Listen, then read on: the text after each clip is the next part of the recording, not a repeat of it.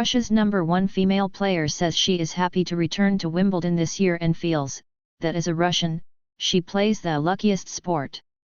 World #8 Daria Kasatkina has previously criticized her country's invasion of Ukraine and described the war as a full-blown nightmare.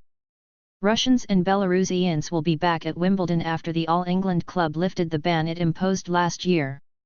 They were banned in response to the war, which is supported by Belarus. Players competing this year must complete a personal declaration which distances them from the war and the state. They are also free to compete under a neutral flag in all other individual events in tennis, and Kasatkina is aware others are not so fortunate, with many sports banning Russian and Belarusian teams and athletes. I was really sad to miss Wimbledon last year, of course for a reason, but it still was painful, the 25-year-old said after beating luckiest Tsurenko of Ukraine in the third round of the Madrid Open.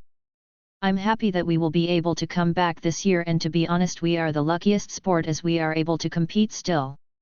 95% of the athletes from Russia could not go outside and compete in the international events, and we really appreciate this opportunity and that we can be on the international stage.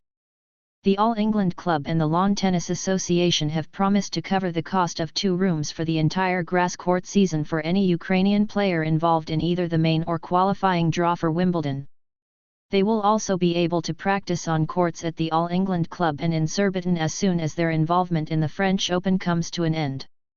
Most of the players, they cannot go back to their practice bases, they can't go home, so I think it makes a lot of sense to give them the opportunity to practice in London, Kasatkina added. They cannot go back home, they have to be always on the road and they have to pay all the time for accommodation, so I think it makes a lot of sense.